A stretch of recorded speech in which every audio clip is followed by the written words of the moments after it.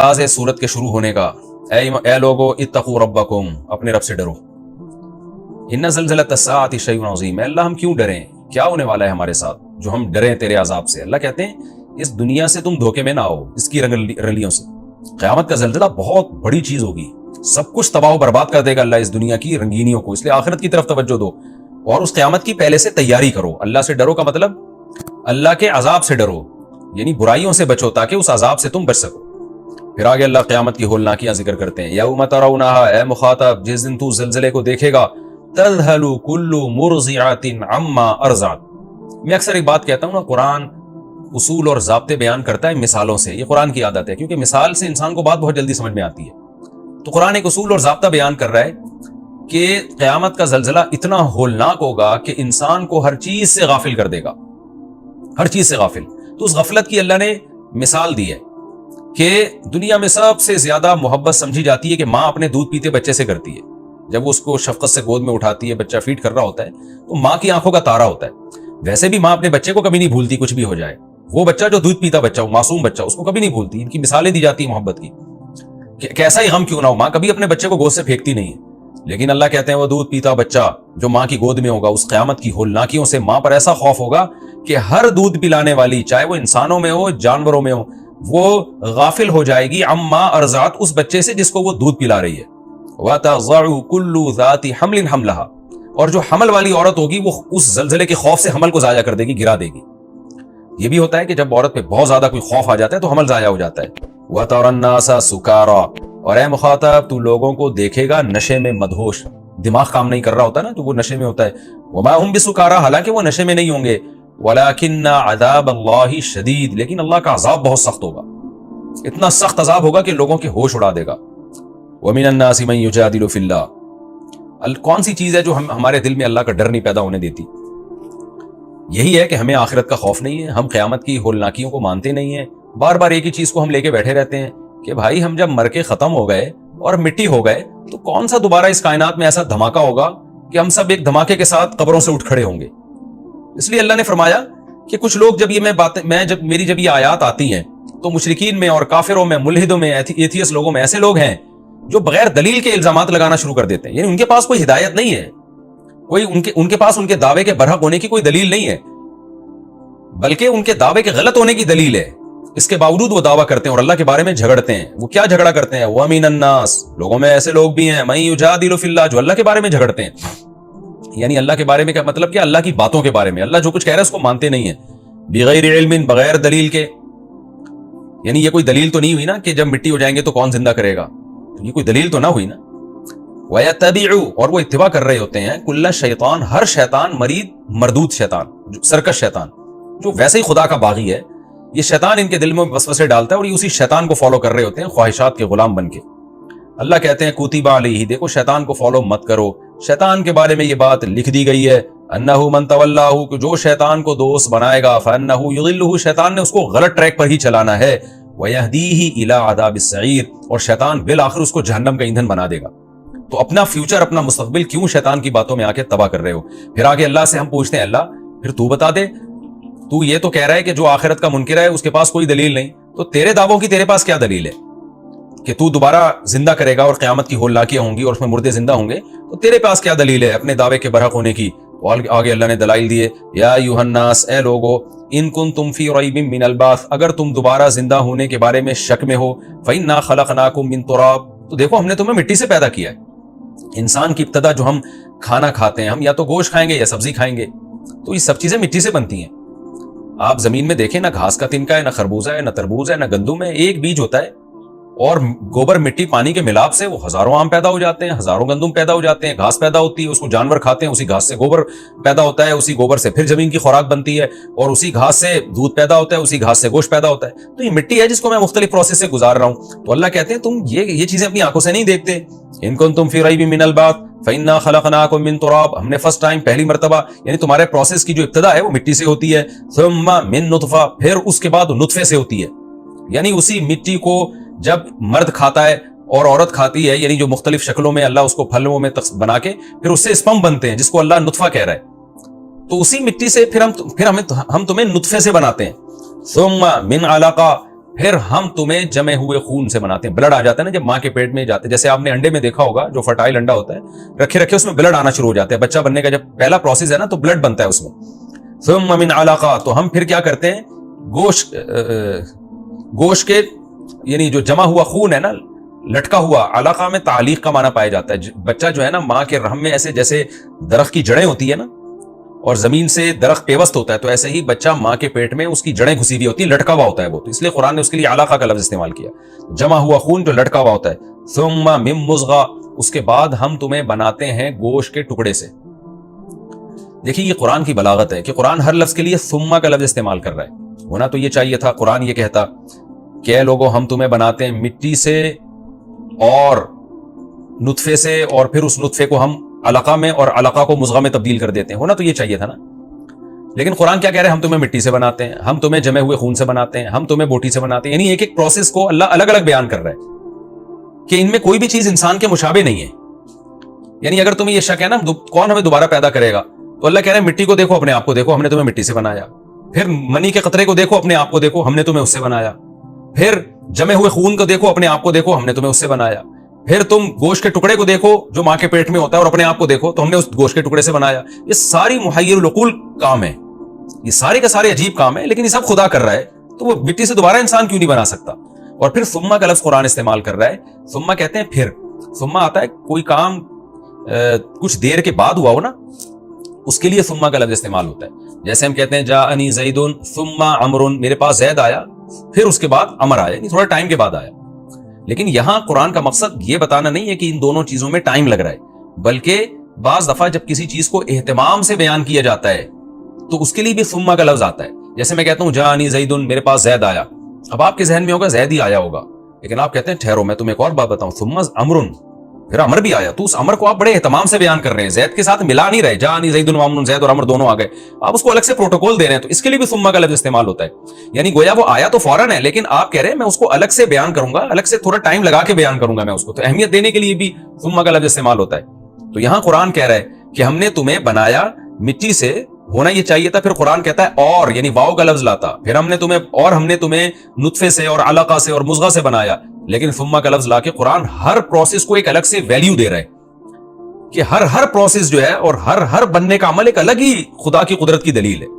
یہ تو سائنس نے دیکھ لیا تو مان لیا کہ ایسے بنتا ہے, ورنہ اگر نہ دیکھا ہوتا نا پروسیس, دنیا کا کوئی سائنسدان نہیں مانتا کہ انسان ایسے بنا ہے. اور میں بار بار ایک بات کہتا ہوں کہ یہ جو بولتے ہیں نا کروڑوں اربوں سال میں جا کے ہم بنے ہیں, یہ جھوٹ بولتے ہیں. ہم 9 مہینے میں ماں کے پیٹ میں بنے. اس کی کوئی لاجک بیان کرو ہمارے سامنے کہ ایک پانی کے قطرے میں ایسے سافٹ ویئر کیسے انسٹال ہو گئے کہ 9 مہینے میں پورا بچہ بن کے نکل آیا. یہ تو کروڑوں سال میں نہیں ہو سکتا. یہ تو یہ کہتے ہیں کروڑوں سال میں انسان ایوالو ہو کے یہاں تک پہنچا ہے. بھائی میں اور آپ تو 9 مہینے میں بن کے یہاں تک پہنچے ہیں. پانی کے قطرے, یہ مٹی اور سے خوراک بن رہی ہے, خوراک سے منی کا قطرہ بن رہا ہے, منی کے قطرے سے جمع ہوا خون بن رہا ہے, جمے ہوئے خون سے بوٹی گوشت بن رہا ہے, گوشت سے پھر انسان بن رہا ہے, اور انسان ماں کے پیٹ سے آ رہا ہے, اور پھر ماں کی چھاتی میں دودھ پیدا ہو رہا ہے. یہ تو 9 مہینے کے اندر یہ پروسیس ہو رہا ہے.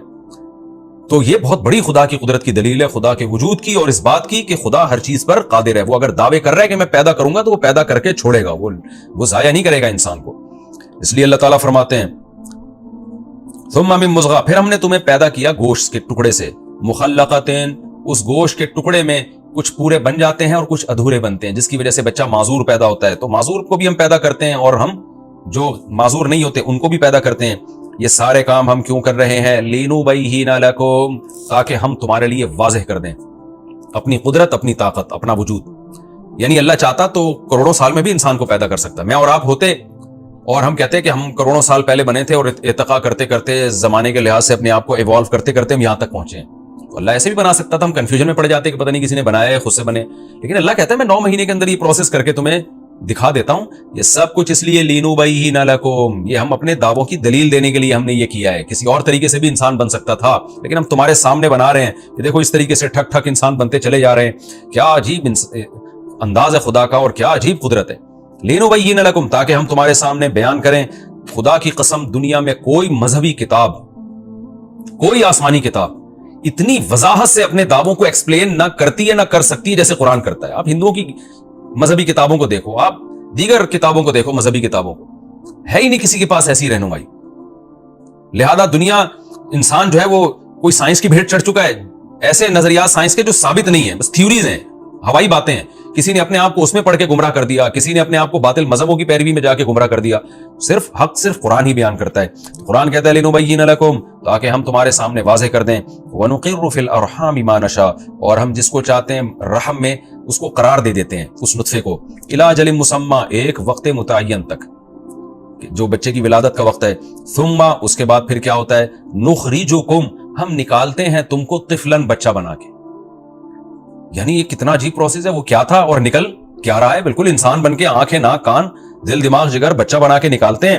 ثم, پھر ابھی یہ قدرت ختم نہیں ہوئی ہے, لتبلغوا اشدکم, تاکہ تم پہنچ جاؤ جوانی کو. یعنی ہم تمہیں باقی رکھتے ہیں تاکہ تم پہنچ جاؤ بھرپور جوانی کو. تو اپنی جوانی اور بچپن کو دیکھو کیسی پاور آ جاتی ہے تمہارے اندر. یعنی ہر پروسیس جو مٹی سے شروع ہوا تھا اس کا ہر اسٹیپ عجیب سے عجیب تر ہے. پھر کیا ہوتا ہے, اللہ فرماتے ہیں دو طرح کے اور لوگ بھی ہوتے ہیں, کچھ تو بھرپور جوانی کو پہنچتے ہیں اور اس میں مر جاتے ہیں, اور کچھ ایسے ہوتے ہیں جو جوانی سے پہلے ہی مر جاتے ہیں, اور کچھ ایسے ہوتے ہیں جن کو انتہائی بڑھاپے تک پہنچاتا ہوں. وَمِنْكُمْ مَن يُتَوَفَّى, کچھ ایسے جو مر جاتے ہیں یعنی جوانی سے پہلے ہی مر جاتے ہیں. وَمِنْكُمْ مَن يُرَدُّ, اور تم میں سے کچھ ایسے ہیں جن کو لوٹایا جاتا ہے إِلَىٰ أَرْذَلِ الْعُمُرِ, عمر کے انتہائی رذیل حصے تک, انتہائی خستہ حصے تک. لِكَيْ لَا يَعْلَمَ مِن بَعْدِ عِلْمٍ شَيْئًا, تاکہ وہ نہ جانے علم کے بعد بھی کچھ. یعنی ایسا بڑھاپا ہوتا ہے کہ سب کچھ جانتے ہوئے بھی انسان کچھ نہیں جانتا, بچپنے کی طرف لوٹ آتا ہے. یہاں لام عاقبت کے لیے, یعنی ہم انتہائی بڑھاپے کی طرف اس کو لوٹا دیتے ہیں. لِكَيْ لَا, جس کا نتیجہ یہ نکلتا ہے, جس کا انجام یہ ہوتا ہے, لا يعلم من بعد علم شیئا, کہ علم کے بعد بھی کچھ نہیں پتا چلتا. یعنی یہ بھی ہمارے انسانی باڈی پہ تصرفات ہیں. سائنس تو صرف لاجک تلاش کرتی ہے کہ ایسا کیوں ہوتا ہے, لیکن کر تو اللہ رہا ہے نا, وہ لاجک کا پیدا کرنے والا بھی تو اللہ ہے. یعنی انسان ایسے خدا کے ہاتھ میں ایک کھلونا ہے کہ اللہ کہتے ہیں اتنا پڑھا لکھا ہونے کے باوجود, جاننے بوجھنے کے باوجود, بڑھاپے میں ایسا بچوں کی طرح ہو جاتا ہے. کچھ نہ پتا اس کو, یہ نہیں یاد رہتا میں نے کیا کھایا کیا پیا. ہم نے تو بوڑھوں کو دیکھا ہے نا, ان کو قبلے کا ہی نہیں پتا چلتا. 70-80 سال جس قبلے کی طرف رخ کر کے نماز پڑھی ہے وہ بھول جاتے ہیں, کبھی ادھر رخ کر کے نماز پڑھ رہے ہیں, کبھی ادھر. تو اللہ کہتے ہیں سب کچھ آنے کے بعد بھی غافل ہو جاتا ہے انسان. یہ ہماری قدرت کے تصرفات ہیں. وَتَرَى الْأَرْضَ, اللہ کہتے ہیں یہ تو تیری ذات میں جو میری قدرت تھی نا وہ میں نے تجھے دکھائی ہے. آج ذرا زمین کی طرف چلتے ہیں. وَتَرَى الْأَرْضَ, اور اے مخاطب تو زمین کو دیکھتا ہے, حامدۃ, بجھی پڑی ہوئی ہے, مردار پڑی ہوئی ہے. اگر کوئی سائنسدان کہے نا, کسی سائنسدان کو وہاں لے کے جاتا اور پوچھتا کہ بتا اس میں سے خربوزے تربوز پیدا ہو سکتے ہیں, ساری دنیا کے سارے سائنسدان وہ لاکھوں سال لگے رہتے اور کہتے ہیں یہاں سے کچھ نہیں پیدا ہو سکتا, ممکن ہی نہیں ہے.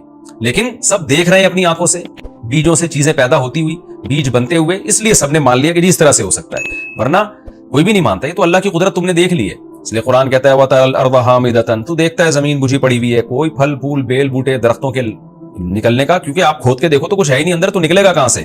لیکن اللہ فرماتے ہیں فَإِذَا أَنزَلْنَا عَلَيْهِ الْمَاءَ, ہم جب نازل کرتے ہیں اس کے اوپر پانی, اہتز, صرف پانی سے یہ تصرفات آتے ہیں, حرکت کرنا شروع کر دیتی ہے. کیا قدرت کی کلاکاریاں اس کے اندر ظاہر ہوتی ہیں, حرکت کرتی ہے. وربت, ابھرتی ہے وہ, یعنی اگنا شروع ہوتی ہے. اور نتیجہ کیا نکلتا ہے, وَأَنبَتَتْ مِن كُلِّ زَوْجٍ بَهِيجٍ, ہر طرح کے خوشنما اقسام وہ کیسے اگال دیتی ہے. زمین اگرچہ جھاڑیاں بھی اگاتی ہے, لیکن قرآن تو اشارہ کر رہا ہے نا, چونکہ ہمیں اٹریکٹیو جو لگتی ہیں وہ تو خوشنما باغات لگتے ہیں. تو قرآن کہہ رہے ہیں جو خوشنما باغات اگتے ہیں یہ کیسے اگا دیا زمین نے, جو تمہیں دیکھنے میں اتنے بھلے لگ رہے ہیں. اگر یہ سب چیزیں اتفاق سے ہوتی تو جھاڑیاں ہی جھاڑیاں ہوتی اور فضول چیزیں ہی ہوتی, اس میں خوشنما چیزیں نہ ہوتی. آپ ایک یعنی پھول کے رنگت کو دیکھیں نا جا کے, اس کی پنکھڑیوں کے کلر کو دیکھیں. میں بعض دفعہ دیکھتا ہوں تو کیسا یعنی اس میں آپ کو دھاریاں نظر آتی ہیں اور کیسی ڈیزائننگ نظر آتی ہے, پھر اس میں کیسی بہترین خوشبو ہوتی ہے. یہ کیا پانی گوبر کے ملاپ سے بھائی کیا چیزیں پیدا ہو رہی ہیں. اللہ فرماتے ہیں وَأَنبَتَتْ مِن كُلِّ زَوْجٍ بَهِيجٍ, ذَلِكَ, یہ سب کچھ اس لیے ہو رہا ہے کہ مٹی سے انسان کا بننے کا پروسیس بڑھاپے تک, اور مردہ زمین میں گھنے باغات کا پیدا ہو جانا, ذَلِكَ, یہ سب کچھ یہ ثابت کرنے کے لیے, اس سبب سے ہے. بِأَنَّ کا مطلب ہوتا ہے اس سبب سے, یعنی اس لیے میں کر رہا ہوں تاکہ پتہ چل جائے ان اللہ هو الحق, وہ اللہ برحق ہے. برحق کا مطلب میں نے لفظی ترجمے بتایا نا, ثابت شدہ حقیقت ہے, یعنی اس کا وجود بھی ثابت ہے, اس کے کمالات بھی ثابت ہیں, اس کی باتیں بھی ثابت ہیں. جو وہ کہہ رہا ہے وہ کر کے دکھائے گا کہ میں مردوں کو دوبارہ زندہ کروں گا. تو یہ سب ثابت شدہ ایک حقیقت ہے. اللہ اپنے تمام دعووں اور کمالات کے ساتھ اور اپنے وجود کے ساتھ ثابت ہے. وَأَنَّهُ يُحْيِي الْمَوْتَى, اور یہ سب کچھ میں اس لیے کر رہا ہوں, میں تمہیں اس لیے دکھا رہا ہوں تاکہ یہ ثابت ہو جائے. أَنَّهُ يُحْيِي الْمَوْتَى, وہ مردوں کو زندہ کرے گا. وَأَنَّهُ عَلَى كُلِّ شَيْءٍ قَدِيرٌ, اور تمہیں پتہ چل جائے وہ تمام سب چیزوں پر قدرت رکھتا ہے, جو اس طرح سے بنا سکتا ہے وہ سب کچھ کر سکتا ہے. وَأَنَّ السَّاعَةَ آتِيَةٌ, اور یہ سب کچھ اس لیے ہے کہ قیامت آ کر رہے گی, ورنہ ان سب چیزوں کو کرنے کا مجھے حکمت کیا ہے اس میں. یعنی اگر میں نے انسان کو اپنی قدرت کے یہ سارے نمونے دکھا رہا ہوتا اور انسان سے کوئی مقصد ہی نہ ہوتا، مار کے ختم کرنا ہوتا، تو کیا مقصد تھا اپنی قدرت دکھانے کا؟ تو قدرت دکھانے سے کچھ تو مقصد تھا نا، کہ انسان مجھ پر ایمان لائے اور میری اطاعت کرے، تاکہ اطاعت کرنے والوں کو میں اچھا بدلہ دوں اور جو اطاعت نہیں کرتے ان کو میں سزا دوں۔ تو یہ سب کچھ میں نے یہ ثابت کرنے کے لیے کیا ہے۔ وَأَنَّ السَّاعَةَ آتِيَةٌ، اور بے شک قیامت آ کر رہے گی جس کے آنے میں کوئی شک نہیں ہے۔ وَأَنَّ، اور یہ سب چونکہ پیچھے عطف ہو رہے ہیں نا، اور یہ سب کچھ میں نے اس لیے کیا ہے یا کہ یہ ثابت ہو جائے کہ اللہ تعالیٰ یبعث من فی القبور، جو قبروں میں پڑے ہوئے مردے ہیں جن کو تم سمجھتے ہو کہ مٹی ہو کے ختم ہو گئے، نہ نہ نہ، اللہ ان کو زندہ کر کے چھوڑے گا۔ تو یہ ثابت کرنے کے لیے اللہ نے اپنی ساری قدرت کے نمونے دنیا میں رکھے ہیں۔ وَمِنَ النَّاسِ مَن يُجَادِلُ فِي اللَّهِ بِغَيْرِ علم، پھر اللہ دوبارہ شکایت کرتے ہیں انسان سے کہ اب بتا جو میرے بارے میں جھگڑا کرتے ہیں اس کے پاس دلیل ہے یا میرے پاس دلیل ہے؟ اللہ نے اس کلام کا تکرار کیا کہ لوگوں میں بعض ایسے ہیں جو اللہ کے بارے میں جھگڑا کرتے ہیں بغیر علم، بغیر کسی علم نالج کے، یعنی دلیل نہیں ہے ان کے پاس، ولا ہدن، اور کوئی گائیڈنس بھی نہیں ہے، پیغمبروں کی گائیڈنس ہو، کوئی ایسے لوگوں کی گائیڈنس ہو جو خود ہدایت پر ہو، ولا کتاب منیر، اور کوئی ان کے پاس کتاب بھی نہیں ہے، یعنی پیغمبروں کی تعلیمات بھی نہیں ہے۔ بھئی تین طریقے سے انسان کے پاس صحیح نالج آتی ہے، یا تو خود عقلی دلیل ہو جس کو علم سے تعبیر کیا، یا پیغمبر جو اللہ سے سیکھ کے بتاتے ہیں ان سے سنا ہو، یا آسمانی کتابوں میں دیکھا ہو۔ تو اللہ کہتے ہیں لوگ ایسے اللہ کے بارے میں جھگڑتے ہیں، نہ ان کے پاس خود عقل سے کوئی دلیل ہے، نہ آسمانی کتابوں کی کوئی دلیل، نہ پیغمبروں کی تعلیمات کی کوئی دلیل، بس اٹکل سے کام لیتے ہیں۔ ثانی عطفہ، اور یہ کرتے کیا ہے؟ اپنے رخ کو موڑ کے رکھتے ہیں خدائی تعلیمات سے، یعنی جب اللہ تعالیٰ کے احکام ان کو بتائے جاتے ہیں تو اپنے پہلو کو ایسے تکبر سے موڑ لیتے ہیں، ایسے کرتے ہیں کہ ہم کیوں سنیں یہ باتیں۔ لیضل عن سبیل اللہ، یہ سب کچھ اس لیے کرتے ہیں تاکہ یہ لوگوں کو خدا کے راستے سے ہٹائیں، سیدھے راستے سے لوگوں کو ہٹائیں۔ اللہ کہتے ہیں لہو فی الدنیا خزی، ان کے لیے دنیا میں بھی ذلت ہے۔ یہ ذلت یا تو جہاد کے ذریعے کہ اللہ مسلمانوں کو غلبہ عطا کرے گا، یا دلائل کی دنیا میں ذلیل ہوں گے، یا یہ ذلت اس معنی میں ہے کہ بعضوں پر دنیا میں بھی عذاب آ جاتا ہے، یا یہ ذلت اس معنی میں ہے کہ اللہ تعالیٰ ان کو بالآخر دلائل کی دنیا میں موت کے وقت رسوا کر دیں گے، ان کو پتہ چل جائے گا کہ ہم غلطی پر تھے، یا ان کا جو مقصد ہے سکون اور اطمینان حاصل کرنا، خدا کے راستے سے گمراہ کرنے کا جو مقصد ہے وہ مقصد ان کو حاصل نہیں ہوگا۔ تو خزی کہتے ہیں ناکامی اور رسوائی کو۔ وَنُذِيقُهُ يَوْمَ الْقِيَامَةِ، اور دنیا میں تو یہ حال ہے، اور قیامت کے دن ہم ان کو چکھائیں گے عذاب الحریق، آگ کا جلانے کا عذاب۔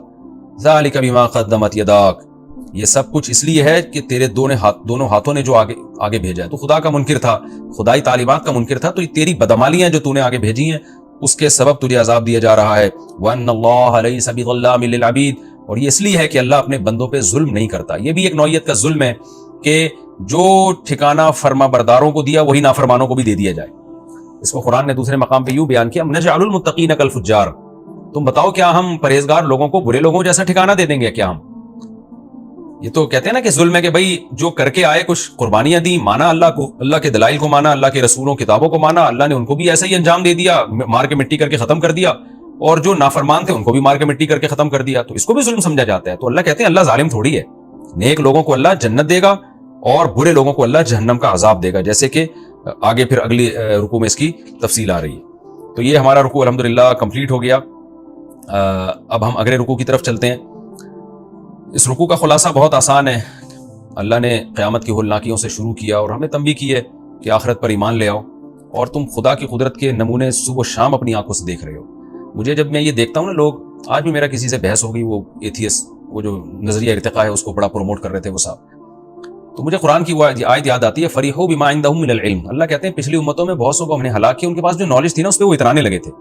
تو آج بھی سائنس نے چونکہ بہت ترقی کر لی ہے، تو انسان اپنے آپ کو خدا سے آگے سمجھنا شروع کر دیا۔ انسان نے ہر وہ چیز جو خدا کے وجود کی دلیل تھی تو بس قسم اٹھائی بھی ہے کہ میں نے ماننا نہیں ہے خدا کو، اور اس کی کوئی نہ کوئی گھڑی ہوئی لاجک پیش کرنی ہے کہ یہ سبب سے ہوا ہے، یہ خدا نے نہیں کیا یہ کام۔ یہی ہو رہا ہے کہ آپ نے ایسا خدا کو اپنی ڈکشنری سے نکالا ہے کہ آپ اسی میں الجھ کے رہ گئے، اسی کائنات کی تحقیق میں، حالانکہ یہ تو آپ کے لیے بنی تھی اور تاکہ آپ خدا کو پہچانیں۔ خدا کی پہچان کا عنصر نکال دیا اور اس کائنات سے لذتیں اور فائدے اٹھانے والا عنصر وہ انسان نے لے لیا، جس کو ہم عرف میں کہتے ہیں نا میٹھا میٹھا ہپ ہپ اور کڑوا کڑوا تھو تھو۔ تو اتنا فائدہ انسان سائنسی ترقی سے اس کائنات سے اٹھا رہا ہے کہ جو مزے کی چیزیں وہ لے لی، اور جو خدا تک پہنچانے والی، خدا کی فرما برداری پہ لانے والی، اس کو اس نے بالکل